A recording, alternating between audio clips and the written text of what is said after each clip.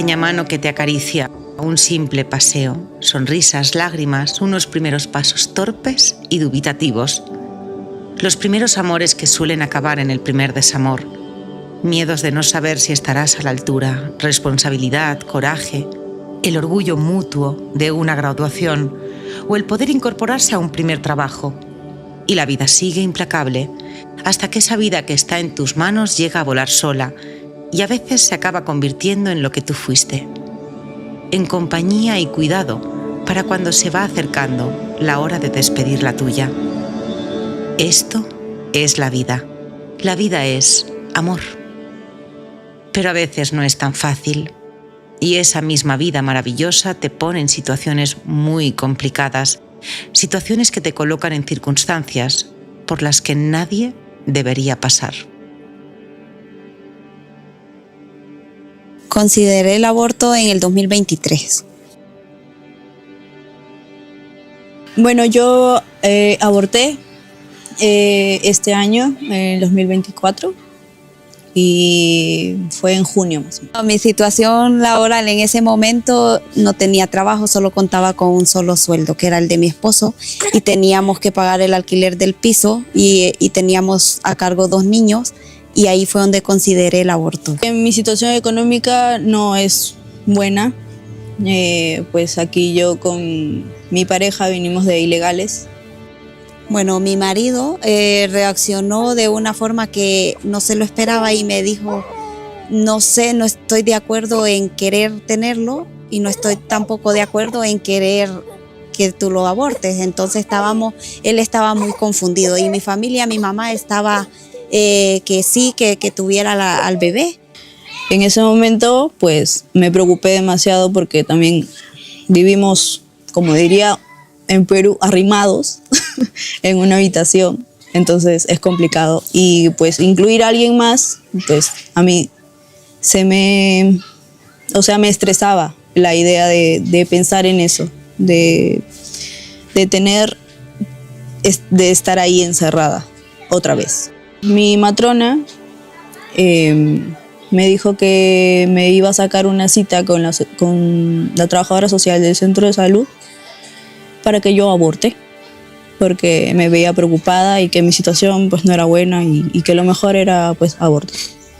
Ahí a los 2-3 días me tocó cita con la trabajadora social del centro de salud y pues ella me dijo que no me preocupe, que bueno, que ella iba a darme cita en la clínica Dator para que aborte y que todo esté bien. O sea, que no me preocupe, que no pasa nada.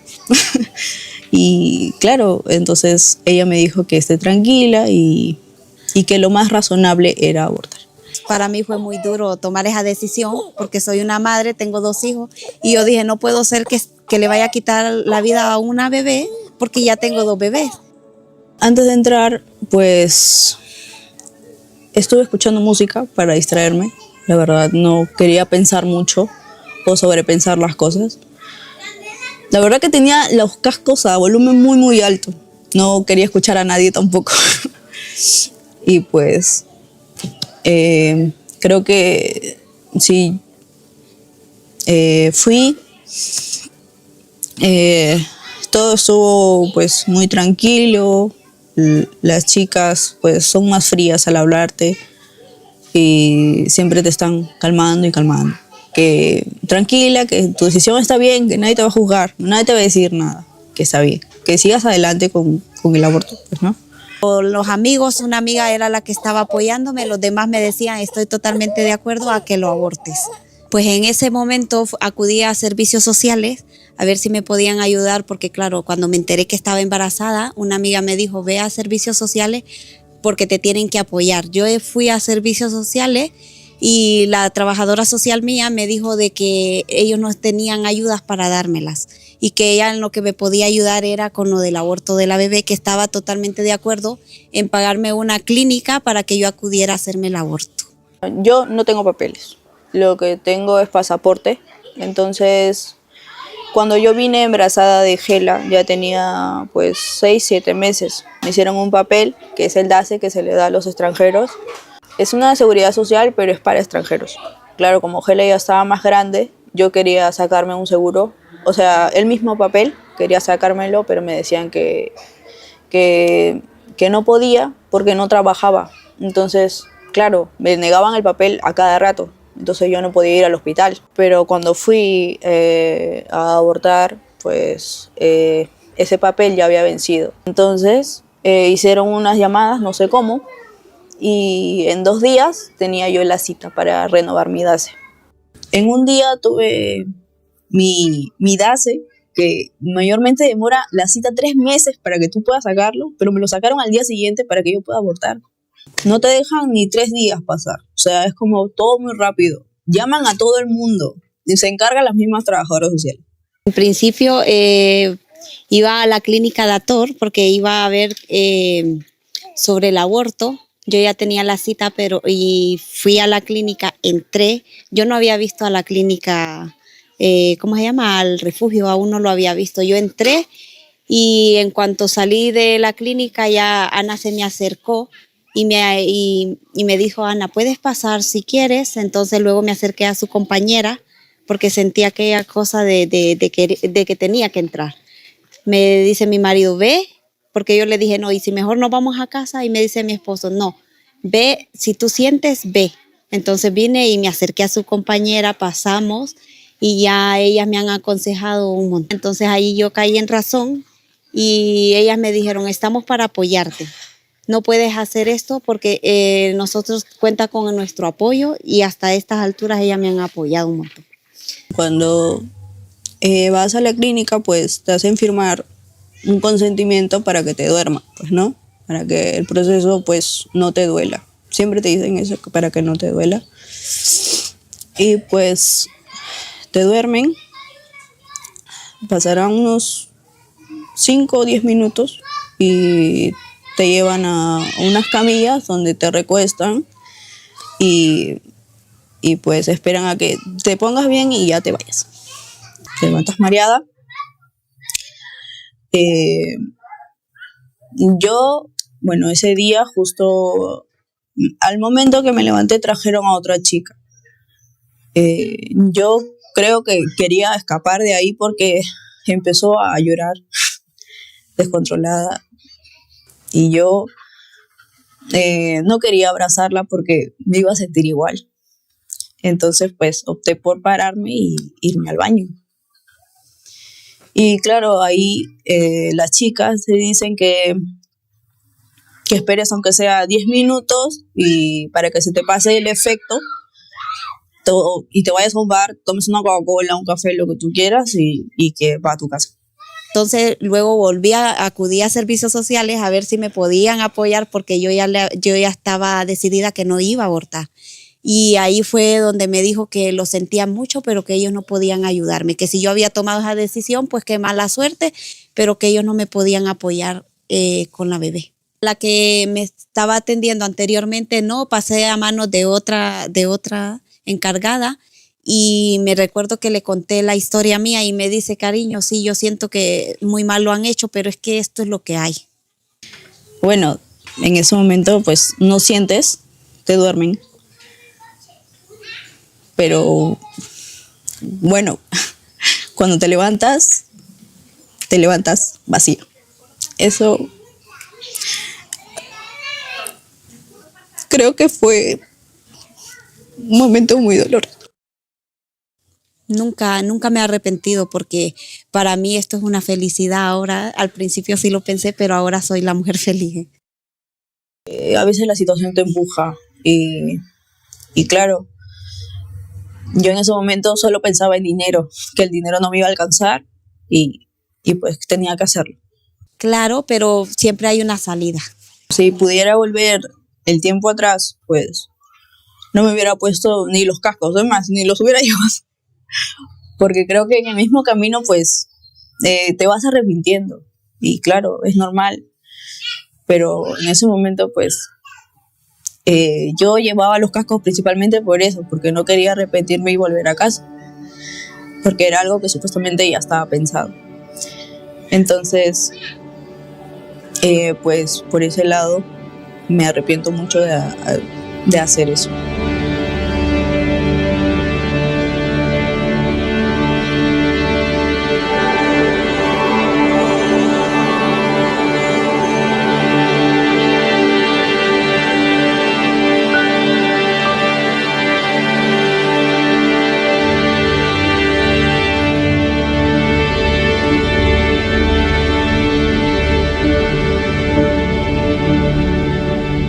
Estoy casada, tengo 2 niños, bueno, tengo 3, pero una niña yo espero que esté en el cielo, que me quedé embarazada de gemelas idénticas, es decir, que compartían la misma bolsa.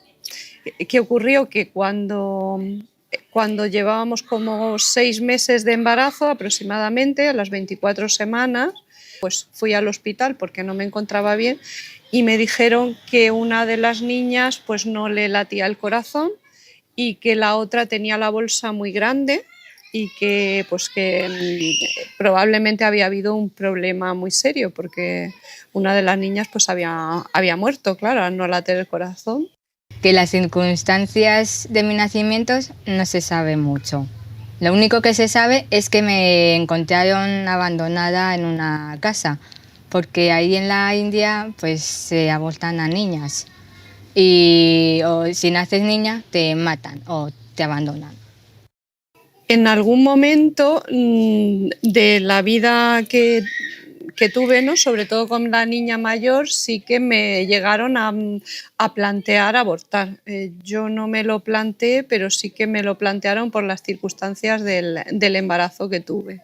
Me dijeron que lo más recomendable era que tenía que abortar. De hecho, vinieron el jefe de ginecología y el jefe de pediatría del hospital a decirme que bueno, pues el embarazo era muy complicado, que una de las niñas había muerto por falta de alimento y que la otra niña, como había tenido un sobrealimento, probablemente tenía un problema neurológico muy serio.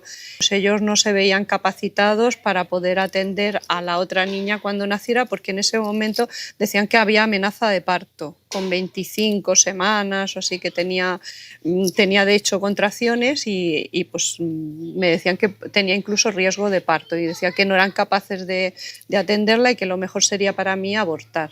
Sí, lo más probable es que me abandonasen porque lo que se sabe de mí es que me encontraron en unas circunstancias muy malas, en las puertas de un hospital.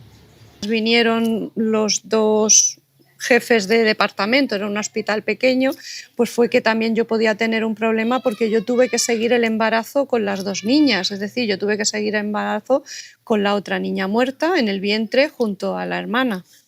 Y me decían que podía tener riesgo de una infección general, que la niña me contagiara y que tuviera una infección en todo el cuerpo, la septicemia que le llaman, ¿no? Y que, pues, que eso tenía mucho riesgo y era una de las razones por las que me recomendaban abortar. Es un tema muy complicado porque cuando está en riesgo la madre, pues es una vida con otra vida, entonces ya pues es muy complicado. Las madres a veces elegimos, no, pues vamos a seguir adelante aún con el riesgo. Pero es un tema que yo veo pues muy complicado y muy personal. Llegué a la India, de la India a España gracias a mis padres, que mis padres me adoptaron. Mi madre no podía tener niños porque tiene lupus.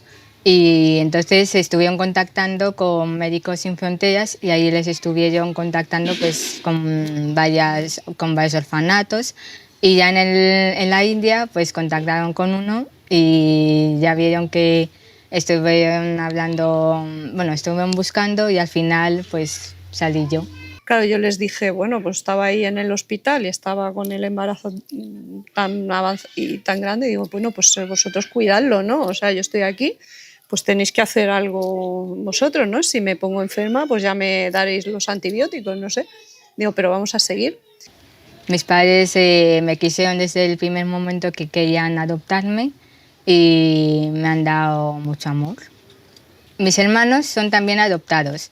Ellos dos son hermanos biológicos. Ellos vinieron 5 años después que yo. confianza y de fe, porque unos padres no se saben qué se van a encontrar con este niño, pero ellos quieren hacer lo posible para hacer feliz a este niño y para darle el amor que él tanto necesita. Yo acepté el riesgo, no sabía lo que podía venir y dije, bueno, pues vamos a aceptar el riesgo porque era una vida y digo, ¿cómo voy a hacer eso, no? Con mi hija que está aquí dentro mío. Digo, no, pensé, bueno, pues tendremos que arriesgar lo que sea y bueno, y al final, pues mira, pues salió bien, ¿no? Recé mucho.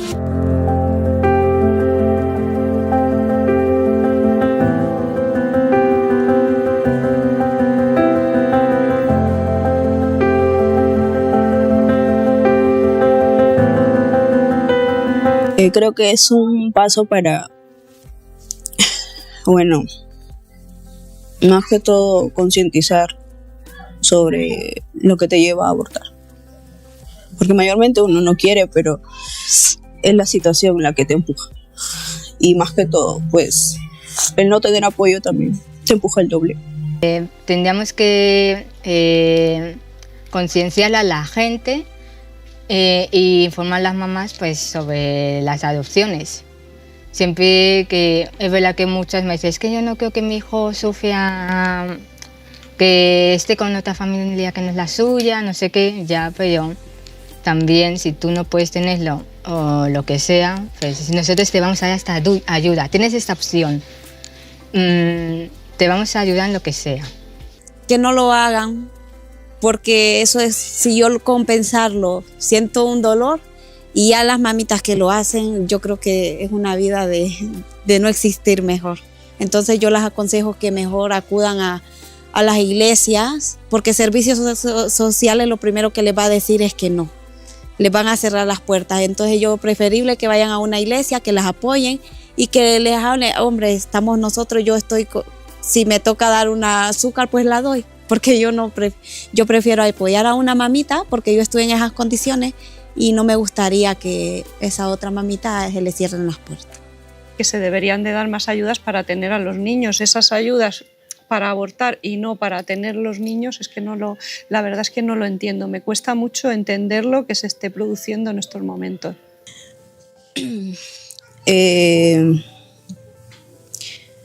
Creo que hubiera querido pues apoyo económico que mayormente todos piden, porque con un niño pues se gasta los pañales, la leche, de vez en cuando pues la ropa también es importante. Entonces este tema no hay que pensar en caliente, digamos, porque siempre hay que darle muchas vueltas. Porque mayormente las personas que te aconsejan a abortar te dicen que es un proceso muy, muy rápido, eficaz y sobre todo que no te vas a acordar. Y no es así. Si tú no quieres a ese niño, si tú no aceptas el embarazo, pues lo más lógico es darle una adopción, porque para mí me parece mucho peor que él matar a ese niño que darle una adopción. Yo a una chica que se plantea abortar, yo le diría que lo piense, que vea que hay muchos estudios que dicen que este niño que lleva dentro es un niño de verdad, que está formado, que tiene todas las posibilidades de vivir, que es un niño, es un hijo suyo, y que entonces pues ella tiene que valorar mucho los problemas que tiene frente a la belleza de tener un hijo, que es lo más bonito del mundo. Te queda el bichito siempre en la cabeza. Desde que en 1985 se despenalizara el aborto en España, se han llevado a cabo una serie de planes y políticas que han fomentado lo que no deja de ser el quitar la vida de alguien que no se puede defender.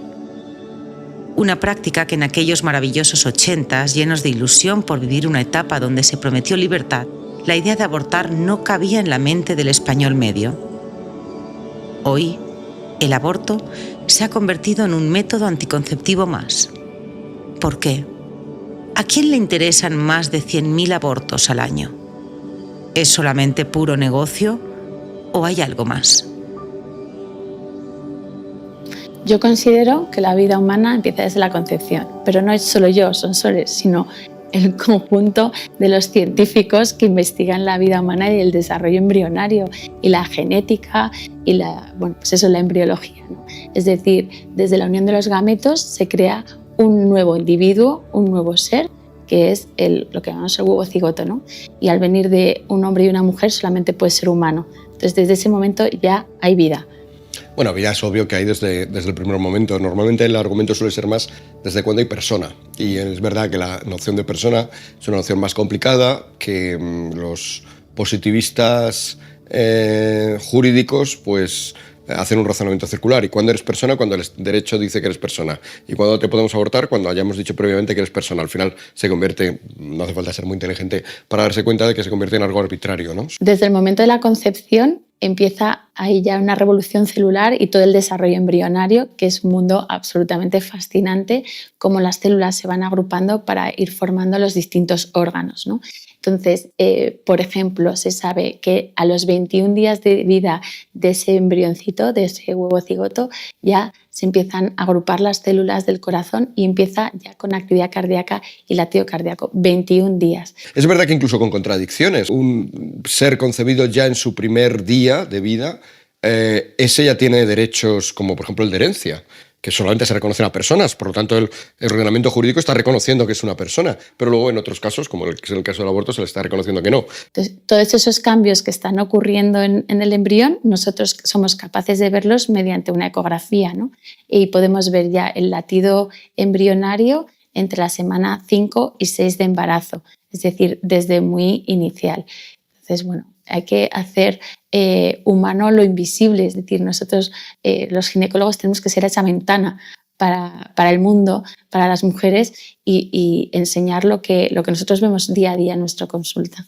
La ley de Zapatero introducía, a diferencia de la ley de supuestos, sobre todo de la ley de supuestos originaria de 3 supuestos, introducía el hecho de que durante unos meses, unas semanas, 14 semanas de nuestra vida, el valor para acabar con nuestra vida fuera nulo. No hiciera falta ni siquiera aducir un motivo, no hiciera falta ni siquiera cumplir algún tipo de supuesto. Actualmente hay unos plazos para practicar el aborto, ya sea libre, ya sea por malformación.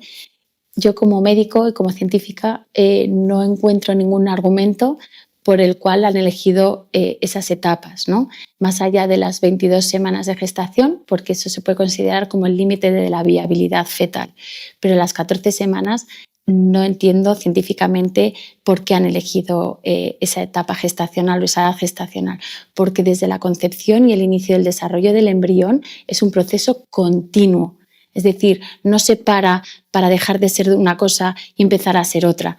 Es decir, con 13 semanas ya empieza a cambiar de embrión a feto, pero es una cosa de dialéctica nada más, pero el proceso sigue siendo continuo. Es decir, no es que adquiera un órgano más o adquiera una sensibilidad o adquiera otra cosa. El proceso es continuo desde la concepción y desde el inicio del desarrollo embrionario. Las madres que están a favor del aborto son madres que indirectamente le están diciendo a sus hijos, a los que sí que han tenido, bueno, tú has nacido porque yo quise durante los 14 primeras semanas de tu existencia.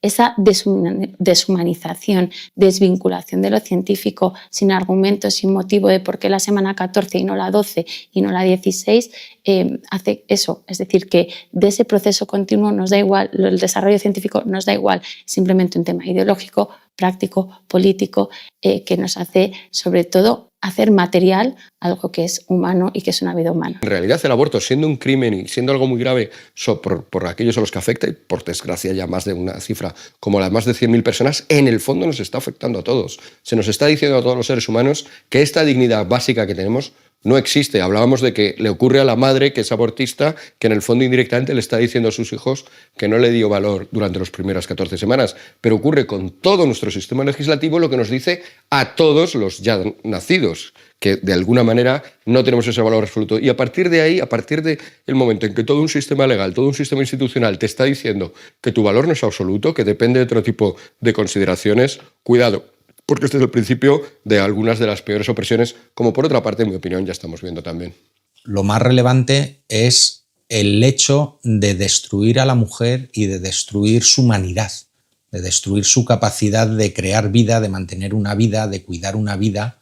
Y entonces, una vez que le has quitado eso a la mujer, la tienes ya a tu servicio para siempre.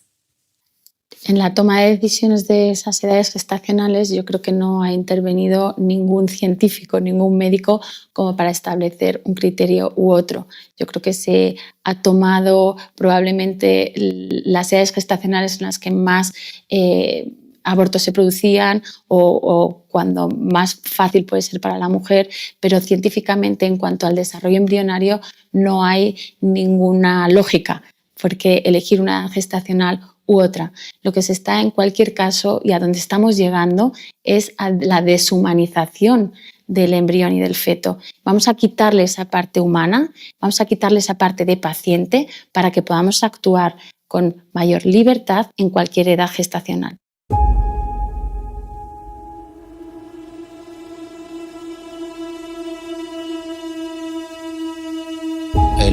El último dato actualizado es un informe que publicó la Organización Mundial de la Salud hablando de que había 73 millones de abortos anuales en el año 21. En el caso español, bueno, el último año del que tenemos datos es el 2023, donde se produjeron 103.097 abortos en un año. Para tenerlo en perspectiva, en ese mismo año nacieron 322.000 niños. Lo que viene a decir es que prácticamente el 24 y pico % de los embarazos acabaron en aborto en España. Desde que se recogen los datos, a partir del año 88, en España se han realizado 2,78 millones de abortos. Es como si cogemos a toda la población de Castilla-León más Santander, más Cantabria, y la eliminamos. Por eso yo creo que cuando te encuentras con algo muy absurdo, en realidad no es absurdo. En realidad te está revelando algo. Y yo creo que lo que nos está revelando es eso, que nuestra sociedad, que nuestra manera de pensar está construida sobre esa idea de libertad que incluye el exterminio de otro, pero que en el fondo además implica que nadie se cree del todo que la vida sea valiosa. El aborto en España, trágicamente, se está considerando como si fuera un método anticonceptivo. De los 103.097 abortos del 23, para 69.065 mujeres era su primer aborto, la primera vez que pasaban por una clínica. Para 22.563 ya era el segundo. Para 7.268 el tercero. Para 2.456 el cuarto. Para 943 el quinto. Y para 802 el sexto o más. De esas 802 mujeres que prácticamente se establen todos los años, 246 vivían en pareja y tenían ingresos propios. 226 vivían en pareja pero no tenían ingresos propios. De esas 802, solo hay 57 que declaran vivir solas y sin ingresos propios. Yo no creo que sea un tema de dinero ni de situación económica. Ese sentido un poco tontorrón del pasárselo bien, del estar meramente disfrutando por disfrutar, se pierde. Por lo tanto, hacemos hincapié en eso y cuando nuestra vida va a dar muchos problemas a alguien, o alguien piensa, mejor dicho, que le va a dar muchos problemas, que sería la madre o la familia, o cuando en nuestra vida, al final de se justifica el aborto, o cuando nuestra vida, al final de ella, pues empieza a darnos muchos problemas a nosotros mismos por la vejez y también al resto de nuestras familias, también se fomenta que te salgas cuanto antes para que dejes de estorbar, que es la eutanasia. Sí que hay un patrón de personas que se encuentran en una situación muy difícil como para poder sacar adelante a los niños, pero los datos os voy a leer textual para que yo creo que no dejan lugar a dudas. De los 103.097 abortos del 93, el 58,01%, 59.802 mujeres, eran empleadas por cuenta ajena, o sea, tenían trabajo. Es una tendencia que se está viendo en todas las sociedades a medida que van progresando y se van volviendo más ricas. La tendencia es a tener menos hijos. Las cifras hablan por sí solas. Cuando un Estado considera que algo es un derecho, lo debe garantizar y fomentar. Y así se está haciendo. ¿Y cuál es el resultado de todo ello? La escalofriante cifra de 103.097 vidas truncadas Y sí, solo en el año 2023. Todo ello sin tener en cuenta las consecuencias.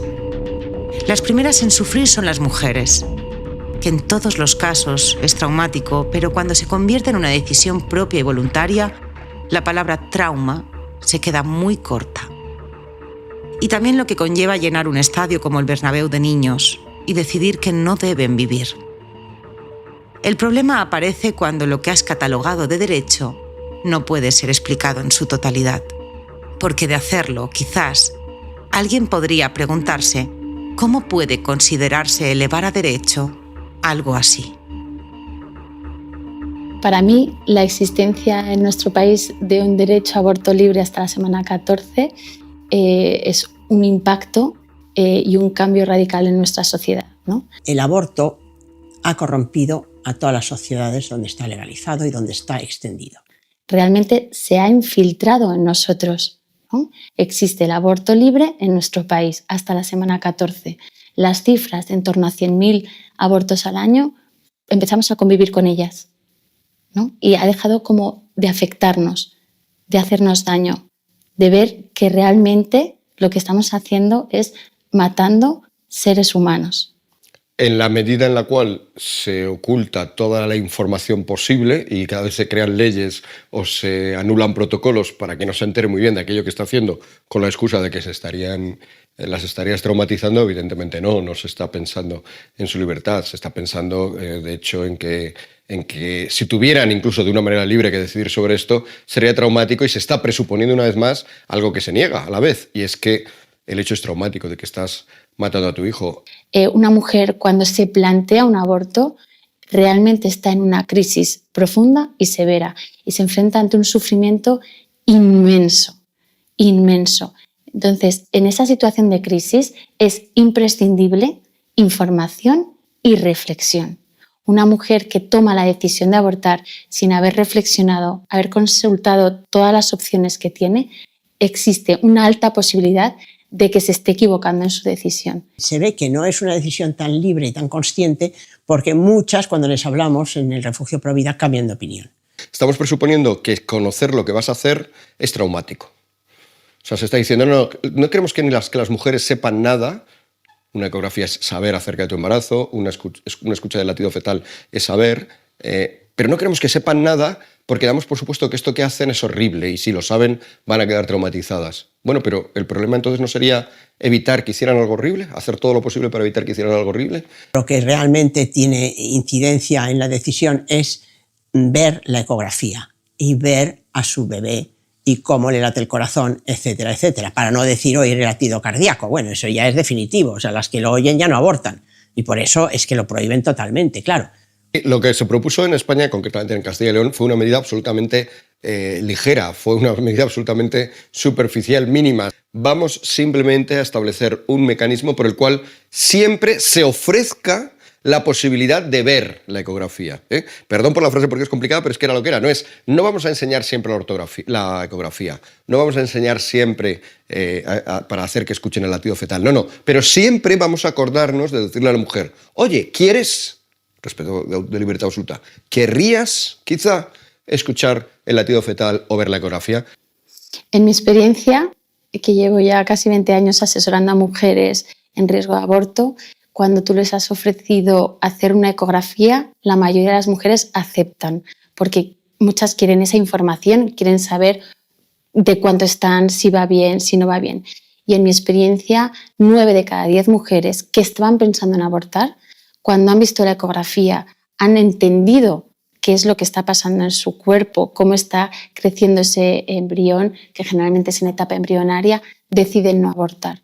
Esta medida que solo daba libertad a las que querían tener esa libertad y a las que no, ni siquiera les sometían a esa experiencia de libertad, resulta que tenemos a un montón de personas que salen en contra de esta medida de una manera como si se les hubiera, no sé, como si se estuviera proponiendo una especie de torturas. Hay información muy importante que hay que saber. Por ejemplo, siente dolor el feto al ser abortado. El dolor del feto es fundamental conocerlo. Lo que ocurre realmente en un aborto, los tipos de aborto que hay, cómo se realiza el aborto. Cuando eso se lo explicamos a las mujeres que van a abortar, pues la mayoría se echan para atrás.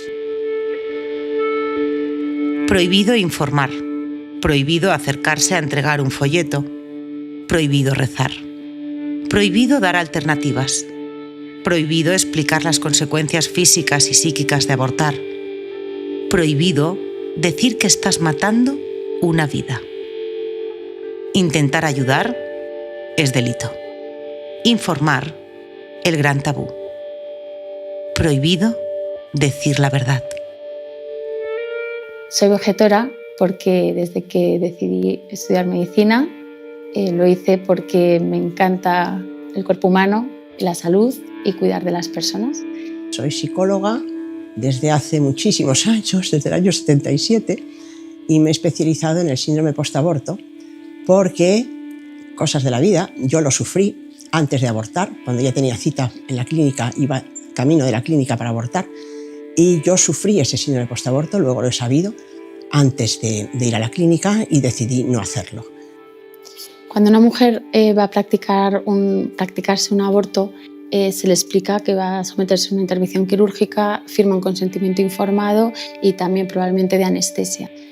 No se entra, creo yo, suficiente en el detalle de las consecuencias que pueden tener. Tampoco se explica al detalle la técnica quirúrgica, porque de alguna forma se quiere proteger a esa mujer del trauma de lo que va a realizar.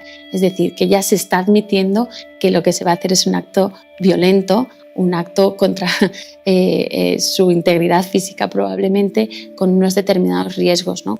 Bueno, antes de abortar, la mujer tiene una lucha interna terrible. Se pasa deshojando la margarita día y noche, atormentada de no saber qué hacer, de barajar distintas posibilidades, del miedo que sufre, siente un miedo brutal ante el futuro, se siente muy insegura, normalmente es porque no tiene el apoyo de o sus padres o su pareja, y no encuentra apoyo en las amigas, porque como la sociedad ha hecho tanta propaganda del aborto, pues claro, le dicen que eso es un quiste, que se lo quite, que eso no es nada. En el caso del aborto no se entra en detalle. ¿Por qué? Porque se protege de alguna forma a la mujer de obtener información de todo ese proceso, que al final es un proceso desagradable, violento, en el cual se va a extraer de su cuerpo y de su útero a su hijo en desarrollo. No es consciente de lo que le puede pasar después, porque claro, cuando no lo has hecho todavía, no sabes lo que va a pasar después, porque no te lo cuentan. La técnica del aborto se puede distinguir hoy en día en dos protocolos, ¿no? O dos formas de practicarlo. Uno es el aborto químico, que es que te tomas un tratamiento, se administra un tratamiento que va a producir unas contracciones uterinas y un desprendimiento de la placenta o del trofoblasto, que es la placenta en su origen, para que se produzca una hemorragia y una expulsión del contenido intrauterino y, por tanto, del embarazo en su origen, ¿no? Cuando ya el feto tiene más edad gestacional, debido a que ya tiene estructuras sólidas como son los huesos, como ya tiene la cabeza, que tiene el cráneo más formado, es preciso e inevitable la fragmentación fetal para su extracción, ¿vale? Generalmente se empieza por las extremidades, que es lo más fácil, pues, de fraccionar y de extraer, después el cuerpo y por último generalmente la cabeza. Cuando el feto ya tiene una edad gestacional mayor, que podría ser pues un feto viable, ¿no? Por encima de las 24 semanas, lo que se produce es una dilatación y una provocación mediante fármacos de contracciones uterinas para que se produzca el parto. A mayor edad gestacional, ya por encima de las 30 semanas, generalmente es eso, se produce la muerte fetal o bien con una inyección de cloruro potásico o suero salino, lo que sea, para matar al feto y entonces provocar el parto con feto muerto. Entonces después se encuentran lo que yo digo, que es muy grave y es muy tremendo, que el niño se ha ido, pero que la muerte se ha quedado. La muerte se queda dentro. Ellas se sienten vacías, para empezar. Se sienten muertas en vida, que es lo que yo sentí ese día cuando iba a la clínica abortista. En los abortos quirúrgicos, pues, se pueden producir complicaciones propias de la intervención. Muchas veces lo que se produce es una hemorragia tras la realización del legrado, del aspirado o de la extracción fetal. Otras veces se puede producir, no es muy frecuente, pero puede ocurrir una rotura uterina o lesión uterina, ¿no? En algún caso pues, hemos visto pues, al fragmentar ese feto, trocearle, pues, que a lo mejor un trozo de hueso largo quede clavado en el músculo uterino, ¿no? Por ejemplo, un fémur, que ha ocurrido que se quede clavado en el músculo uterino y eso pues, puede producir, como decía, una hemorragia, una lesión uterina. Pero bueno, estas cosas ocurren, la mujer debe saberlo. Es verdad que el porcentaje no es muy elevado, pero tienen que saber que pueden ocurrir. Los que tienen un aborto sobre sus espaldas y sobre su conciencia necesitan quitarse esa carga haciendo parecer que está bien hecho y que las demás también deben hacerlo. Entonces siempre es así. O sea, el mal se extiende mucho más rápido que el bien, porque necesita apoyos para sentirse bien, para luchar contra esa ansiedad que les produce su conciencia. Las lesiones uterinas pueden tener como consecuencia máxima y una hemorragia muy, muy intensa, pues que haya que extraer el útero, con lo cual esa mujer va a perder para siempre su capacidad para ser madre. Bueno, hay que plantearse si las mujeres que se someten a estas prácticas quirúrgicas para someterse a un aborto son conscientes de todos estos riesgos, ¿no? Para mí lo más impactante en mi experiencia de casi 20 años asesorando a mujeres en riesgo de aborto es cuando he visto mujeres que han abortado, porque también las he visto después, y que han tenido una consecuencia, ¿no? O una complicación y han perdido su oportunidad de ser madres luego, ¿no? Entonces eso bueno, pues es una herida, ¿no? Porque ha sido como consecuencia de una decisión tuya. Has matado a tu hijo y has perdido tu capacidad de ser madre para siempre. El síndrome postaborto es propio de los abortos provocados, insomnio, pesadillas. Pues mira, aquí tenemos un folleto de No Más Silencio que hicimos ya cuando empezamos a trabajar con este tema en el 2003, donde explica que algunos de los síntomas son comunes: pesadillas recurrentes, insomnio, flashbacks, recuerdos súbitos de la experiencia del aborto, dificultad para concentrarse, ira, aflicción, alucinaciones auditivas de un bebé llorando en este caso, ansiedad y estado hiperalerta, negación, represión, etc. Estos son típicos y comunes a los cuadros de trastorno de estrés postraumático.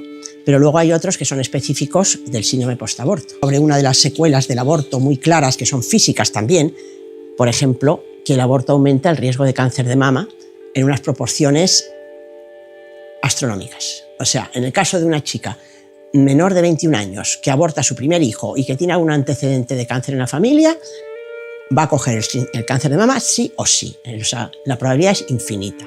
Y, curiosamente, el mayor factor de riesgo, que es una diferencia brutal, que es este de aquí, es el aborto provocado. Y resulta que este lo eliminaron del estudio, ese factor, o sea, lo quitaron directamente del cuadro, y lo descubrió una doctora francesa, Nadine Andrieu, después haciendo un metaanálisis de todos los estudios que había sobre el tema, y descubrió que habían ocultado ese dato. Es clave que las mujeres dispongan de toda la información para poder elegir libremente. Es decir, si nosotros, la sociedad, la ideología, lo que quiere es ayudar a las mujeres a ser libres, que lo sean.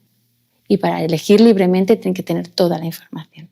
Una ecografía previa para que vea cómo está desarrollado ese embrión o ese feto, eso significaría tener toda la información completa. Esto es lo que hay y esto es lo que vamos a hacer y lo vamos a extraer así.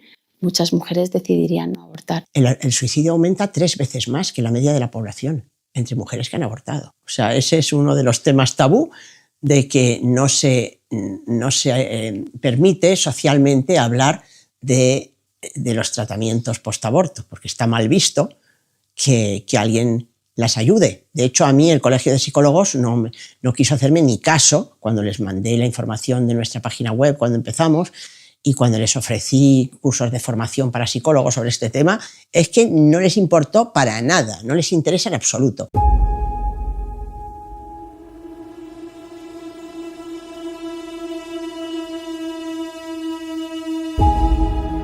Todos los médicos, cuando acabamos nuestra carrera, hacemos el juramento hipocrático, ¿no? Y en el texto original se habla de que juramos no procurar la muerte, ¿no? Y también no procurar ninguna sustancia que sea abortiva, que al final es lo mismo, procurar la muerte, ¿no?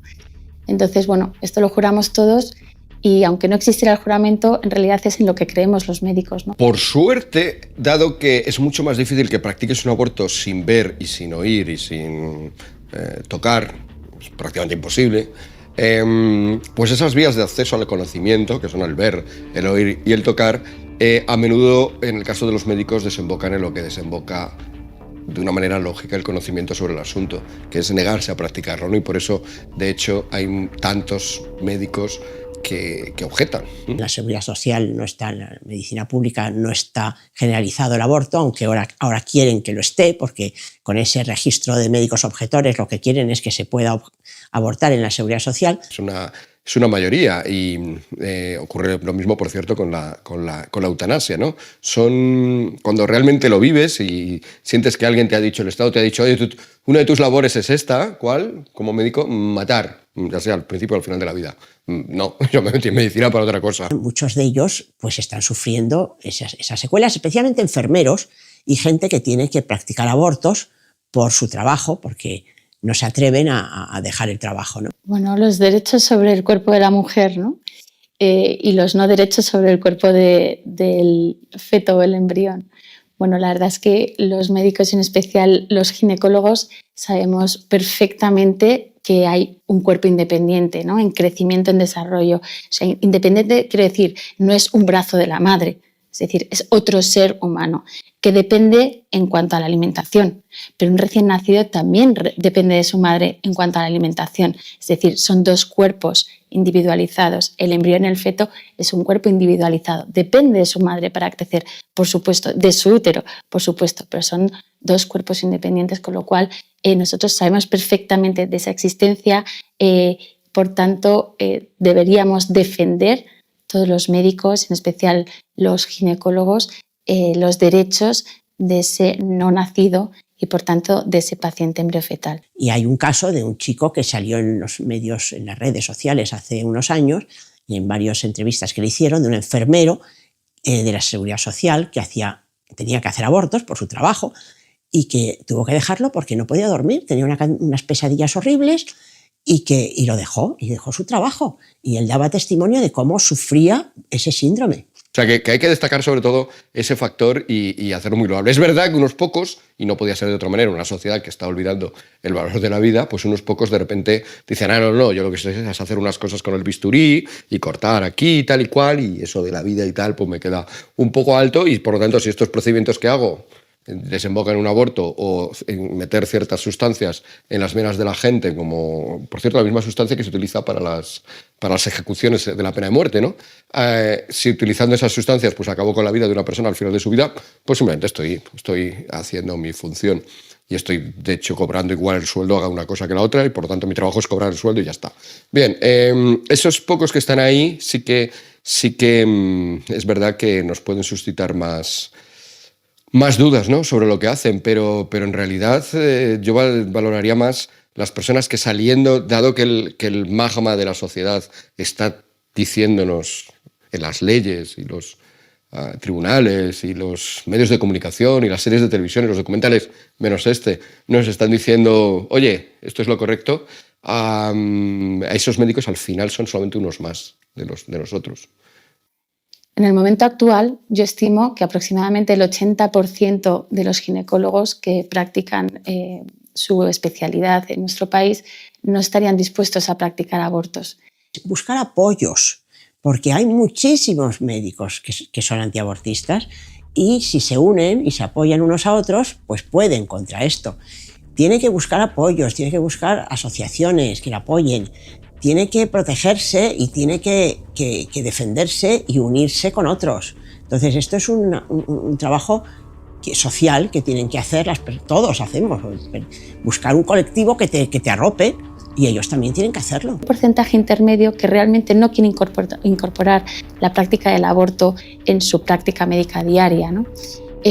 Quizá ese porcentaje intermedio, ¿no?, es el que a lo mejor ahora se ve más presionado a tomar una decisión, ¿no? Porque esto no es o blanco o negro, pero si le hacen pertenecer a una lista o no, pues quizás ahí puede haber un cambio, ¿no?, en ese porcentaje. Quizás ginecólogos que no se plantearían nunca practicar un aborto, quizás ahora dice, pues mira, como tengo que pertenecer a una lista, como si no, a lo mejor se me trata de forma diferente en mi servicio, pues a lo mejor se mueve ese porcentaje y quizá aumenta el número de ginecólogos que practiquen abortos.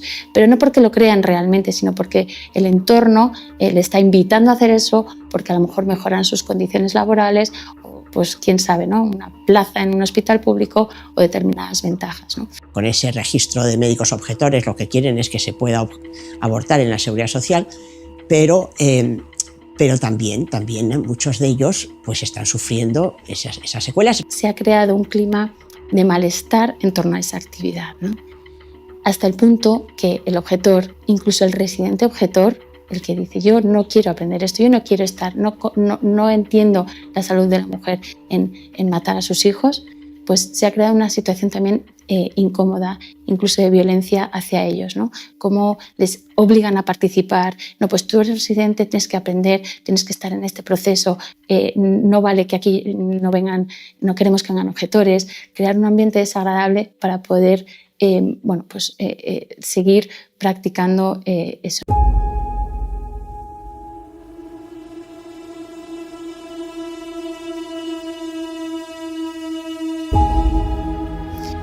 Para mí el ginecólogo es médico de dos pacientes, clarísimamente, ¿no?, de la mujer y cuando está embarazada de su hijo, ¿no?, según la etapa, el embrión o el feto.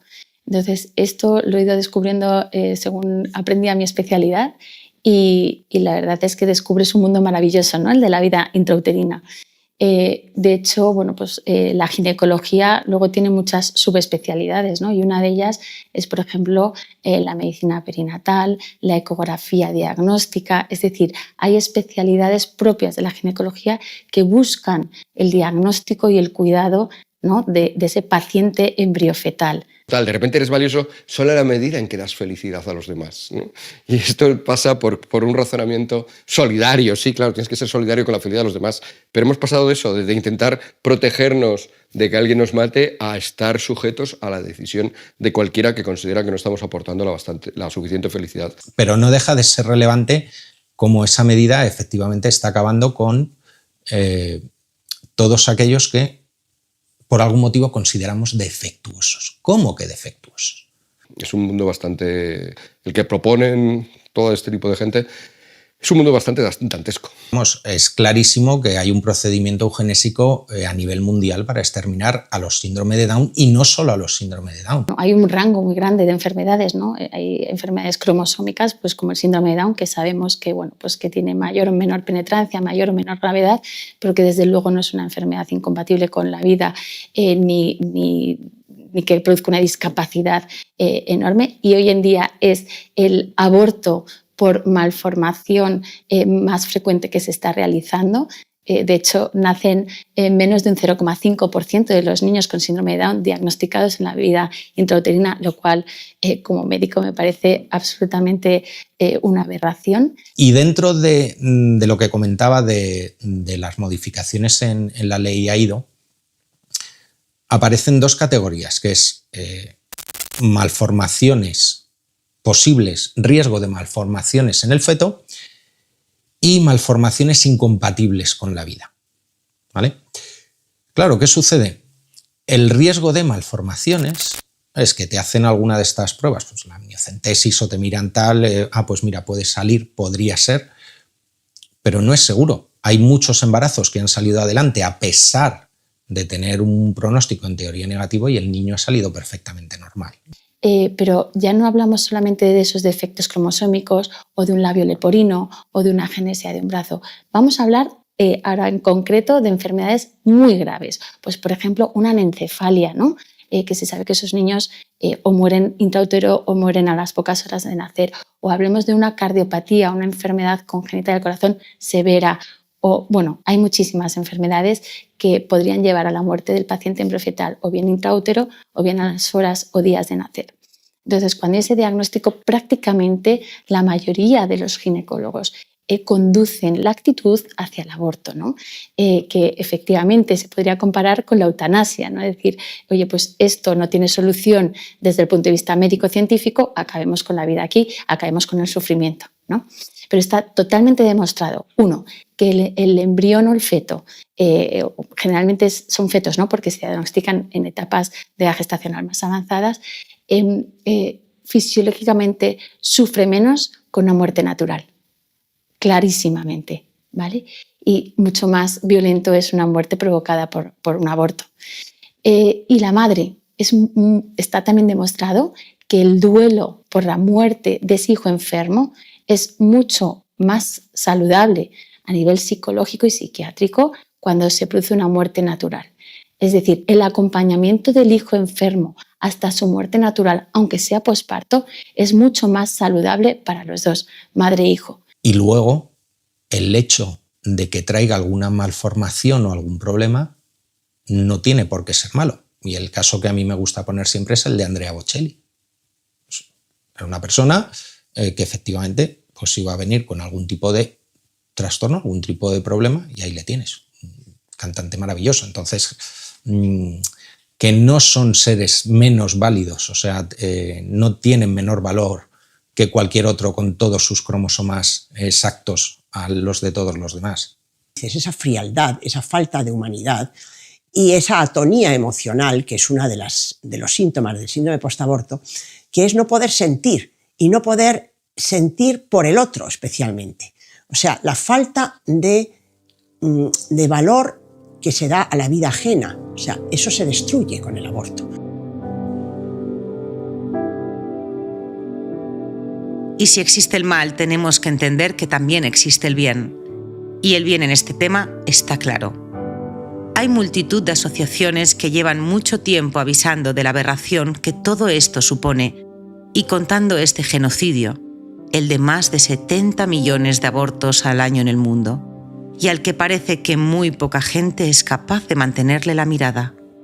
Estas asociaciones no solo hablan, también actúan. El Refugio Provida es pues un local que tenemos alquilado justo enfrente de la Dator, que es el mayor abortorio de España, y es un local muy llamativo, el Refugio Provida, que lo que queremos es salvar vidas, esas vidas.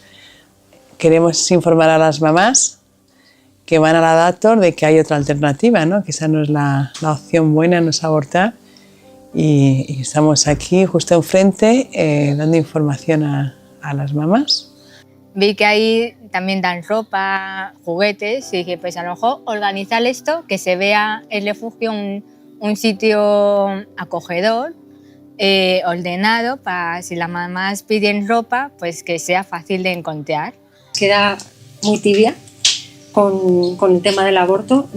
Nunca me estuve de acuerdo visceralmente, o sea, es decir, nunca fue algo que obviamente que pensara que estaba bien, pero he de reconocer que nunca le presté ninguna atención y mucho menos me involucré para hacer nada por ello, ¿no? Y según veía cómo avanzaba la ley para dar más facilidades al aborto, pues me parecía mal, pero tampoco hacía nada. Entonces, hasta que llegó ese momento en el que, situada enfrente de una clínica abortiva, viendo cómo se sucedían las cosas, me di cuenta de que había que hacer algo, o sea, en la medida en la que cada uno puede, ¿no? Que realmente era una causa que tenía más importancia de la que yo le estaba dando. Pues empecé rezando también en la campaña de 40 días y vi el refugio, entonces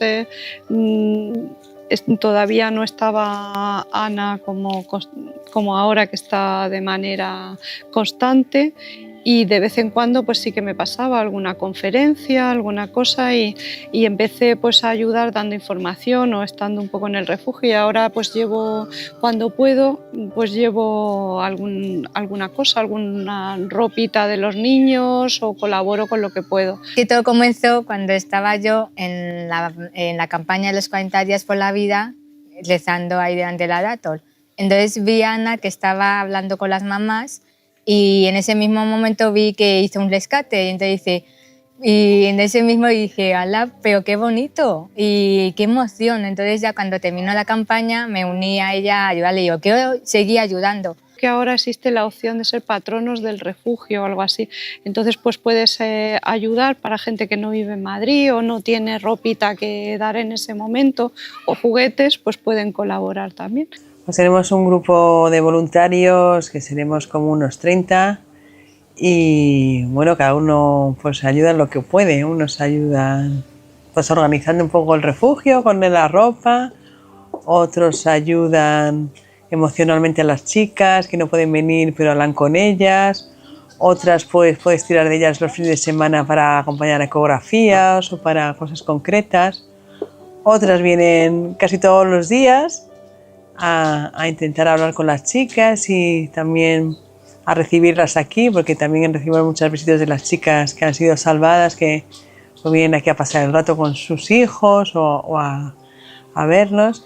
Entonces tenemos un grupo muy bonito de voluntarios que vienen aquí a dar lo mejor de sí mismos y es otra de las cosas preciosas del refugio, ¿no? La buena gente que viene aquí. Las informamos de lo que es un aborto, de las secuelas que tiene, tanto físicas como psicológicas, y de las alternativas que tiene para que no aborten, las alternativas que existen, que es tanto dar al niño en adopción, las ayudas que existen, que la mayoría no conocen nada. O sea, cuando por ejemplo cojo una mamá y la llevo a un centro de ayuda de mujeres embarazadas, vamos, se quedan alucinadas como diciendo, ay, no sabíamos que existía esto, ¿no? que había tanta gente. Y yo siempre les digo, sí, mira, está este local que además lo paga gente que quiere que tu hijo esté vivo, ¿sabes? O sea, me están pagando a mí y están pagando este local. Hay un montón de gente que quiere que no abortes y hay un montón de asociaciones que te van a ayudar y un montón de gente que si le cuento tu caso te va a ayudar.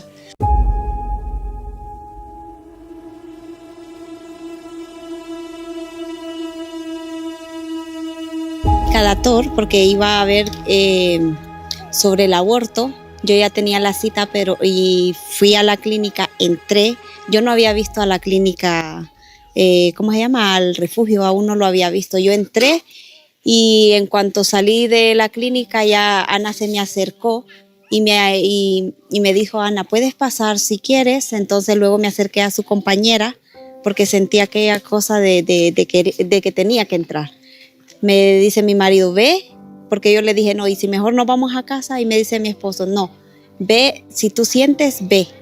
Acoger a esas madres que tienen dudas o que están solas y que es refugio para ellas, que pueden venir aquí, estar con nosotros, que las vamos a querer, las vamos a acoger y las vamos a dar esperanza, las vamos a ayudar a tener ese hijo y vamos a ser todos felices de verlo. Desesperada, y ahí como que me han quitado un peso de encima y ellos me explicaron del aborto, de que es una vida la que yo tenía dentro de mí. Entonces ahí yo caí en razón y ellas me dijeron, estamos para apoyarte, no puedes hacer esto porque nosotros cuenta con nuestro apoyo, y hasta estas alturas ellas me han apoyado un montón. Que un hijo es lo mejor que te puede pasar en la vida, o sea, que es la alegría de tu vida, y que piensen un poco, ¿no? Porque vienen un poco ciegas pensando que como quitarse el problema, y no se van a quitar el problema, o sea, van a tener un problema mucho mayor que el que tenían, no van a arreglar nada. Van un poco perdidas a veces también, incluso cuando salen, que ya se supone que deberían de saber a dónde van, meditativas, porque vienen de recibir, o sea, pues eso, de plantear algo bastante serio, entiendo. Yo creo que en el fondo ellas también lo saben. Con mucha delicadeza las digo, a veces me presento y les digo que estamos aquí ayudando a las mamás embarazadas, les digo. ¿Cómo me voy a aproximar a ella precisamente sin violentarla? Y lo primero es discernir si va o no, y luego pues cómo puedo hacer para acercarme a ella de una forma lo más dulce posible, sin violentarla, e intentar ser bien recibida para poder ofrecerle la información que le queremos ofrecer. Hablar, pues ya hablamos, entonces me cuentan un poco pues su circunstancia personal, es que tengo dos, es que tal, es que cada uno su circunstancia, intentamos pues ayudarlas, ¿no? Decirles que esa no es la solución del problema, no es abortar. Nada. Y que yo le dije, pero es una vida la que tengo, tú tranquila que eso es un, ¿cómo es que le dicen ellos? Bueno, no sé, ya allí sí no me acuerdo. Un feto, ¿no? Sí, entonces eso no es una vida, dice, es un feto, eso se saca y ya está.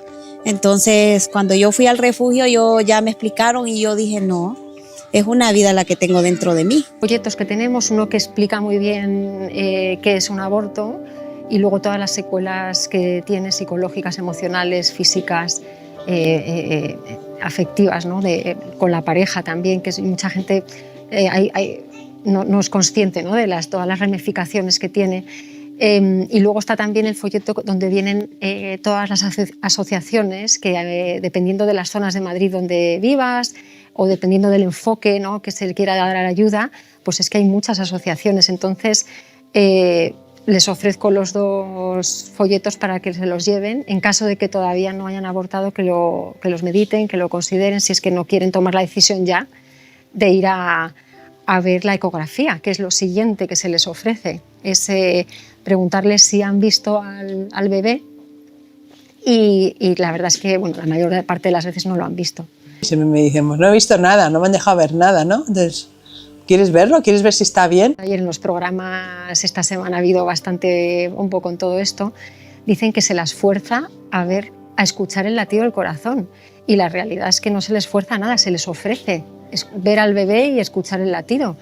Y te dicen que sí, cuando se las lleva es porque ellas mismas te lo piden, porque no se les ha enseñado en la clínica de la que acaban de salir.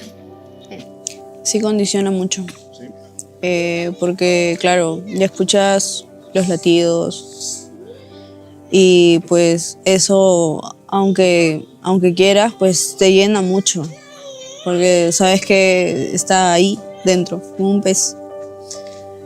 Pero bueno, lo que pasa en la Dator es que no te ponen el sonido. De hecho, ni te enseñan la ecografía. Solo ellas lo ven. Bueno, la chica que está ahí, solo ella lo ve y te dice cuánto tiempo tienes y puedes abortar o no puedes abortar. Y muchas, claro, van a verlo y cuando ven lo que tienen dentro, que no son una gestación, como dicen ellos, o un cúmulo de células, que ven que se mueve, que tiene su corazón, que le late el corazón, que se mueve, pues se conmueven y la mayoría de las que ven la ecografía pues siguen con el embarazo.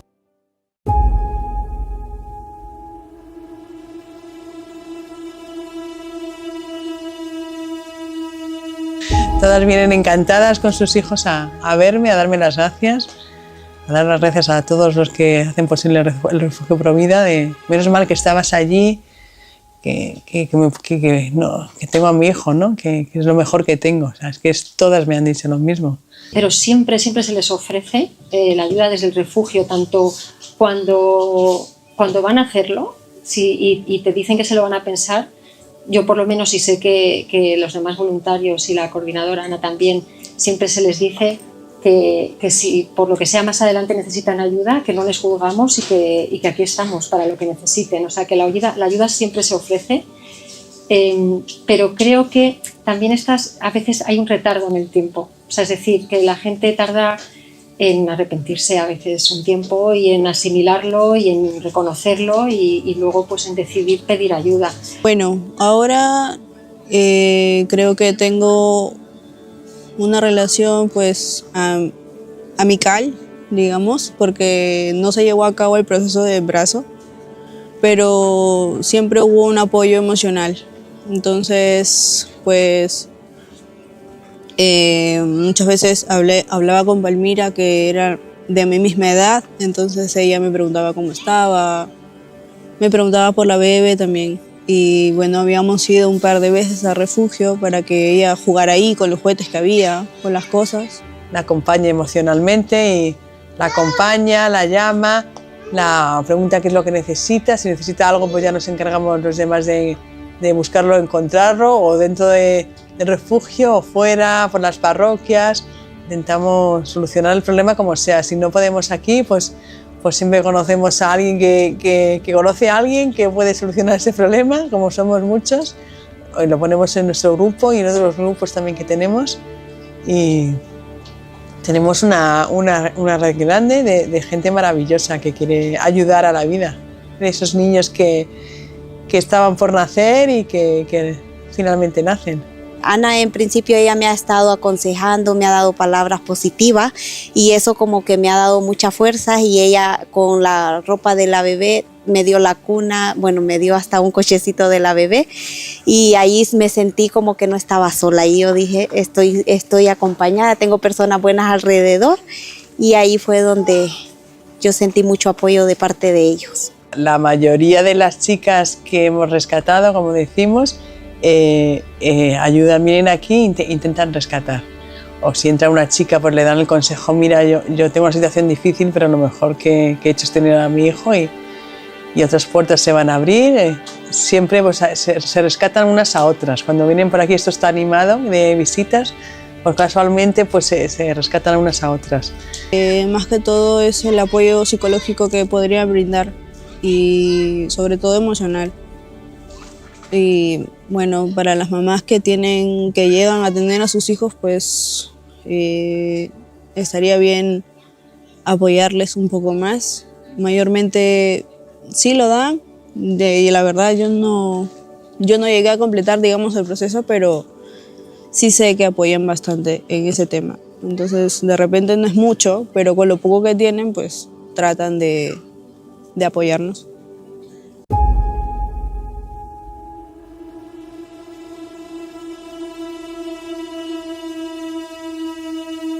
Todos los días pasa la cartera, todos los días me insulta, me intenta insultar si cruzo la mirada con ella. Nos dice que si no tenemos vergüenza, que sí. Eso que me ve muchísimas veces con chicas aquí embarazadas, dándoles cosas, no sé, no entienden que estamos ayudando a las mamás, que estamos aquí. Y así pues muchos, tenemos ya 4 o 5 vecinos que es que siempre que pasa nos insultan. Luego pues gente que pasa y sí, te tiene que decir algo. O sea, parece que tienes que pasar por aquí y dar tu opinión, ¿no? Como nos insultan, de todo. Nos escupen al cristal, nos rompen las cosas.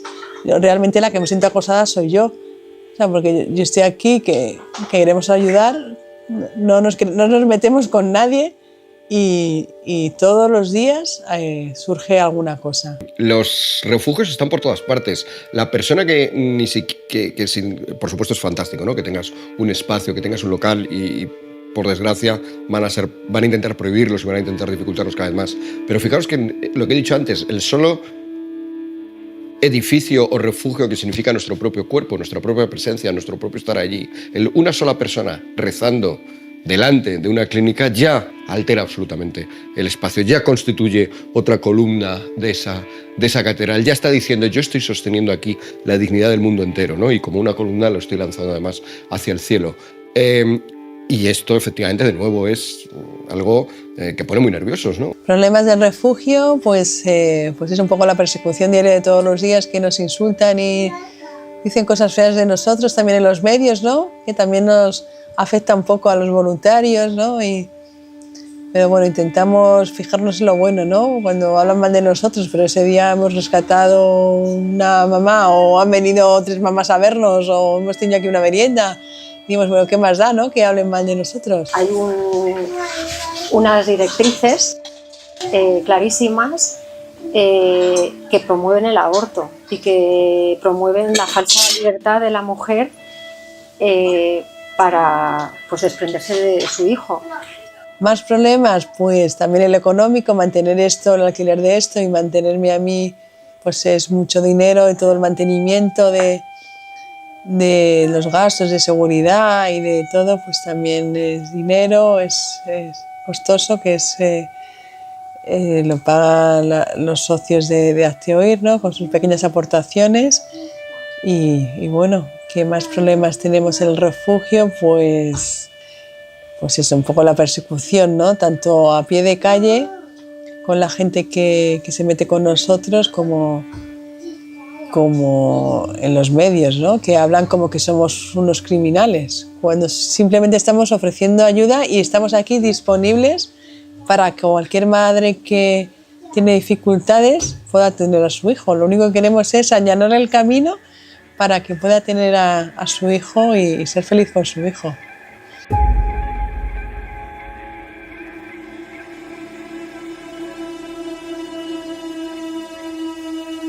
Ser una esperanza para todas las mujeres y para la sociedad en general. Esa es la esperanza.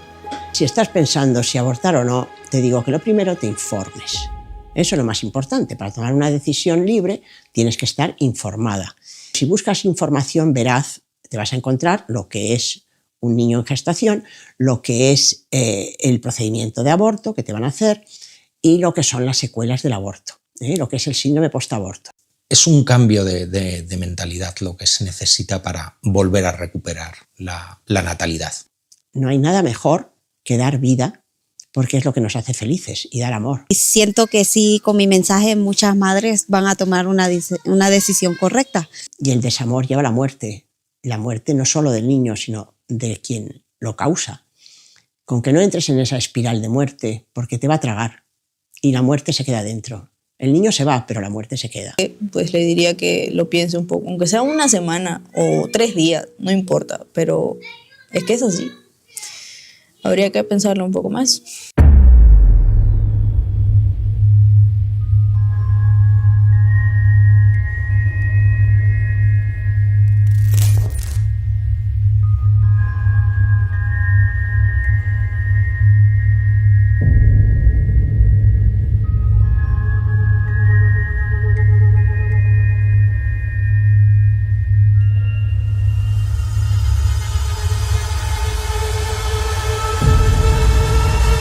En los días en los que hemos estado grabando las entrevistas para este documental, han surgido varios debates en televisión que hablaban específicamente de este refugio Provida y de las personas que trabajan aquí. Uno de los argumentos que esgrimían los que están a favor del aborto era que las personas que aquí trabajan no tienen ni idea de lo que es pasar por el trauma del aborto. Empecé a venir de voluntaria porque quería ayudar a las mamás a que no hicieran lo que yo hice, que fue abortar hace 20 años. Y pues eso, no quiero que nadie pase por lo que yo pasé, que vayan allí sin pensar y que no tengan otra alternativa. Quiero ayudar a las mujeres a que no tengan ese sufrimiento de haber matado a su hijo. Yo vivía un poco alocada y la verdad que no lo pensé. La gente que me rodeaba me decía, esos son un grupo de células. La verdad que no lo pensé. No es que le quiera echar la culpa a los demás, pero realmente es que no lo pensé. Me di cuenta cuando lo hice. En mi caso fue instantáneo, sí. No podía dejar de llorar. Y un vacío tremendo, ¿no? De que había hecho lo más horroroso que podía hacer, ¿no?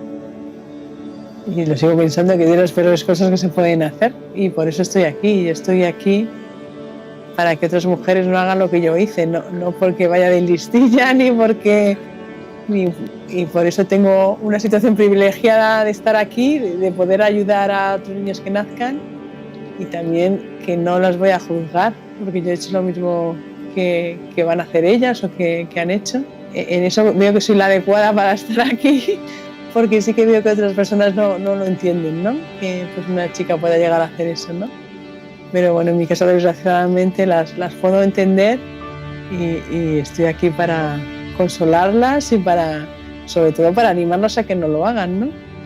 Con todas las que hablo les cuento mi testimonio y les digo que se van a arrepentir toda su vida, que toda su vida van a llorar ese hijo, aunque ahora no lo vean, pero que eso va a salir antes o después, se van a dar cuenta de lo que han hecho y van a sufrir.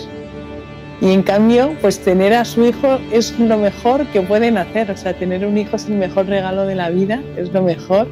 También puedo dar testimonio de eso, ¿no? De mis 4 hijos, que es lo mejor que me ha pasado en la vida. Y eso que he tenido historias, bueno, no ha sido muy ordenado, pero es lo mejor que puedes hacer, ¿no? Tener a tu hijo y verle crecer, y es la mejor alegría de la vida, ¿no? Que se lo digo a todas, o sea, es lo mejor que hay.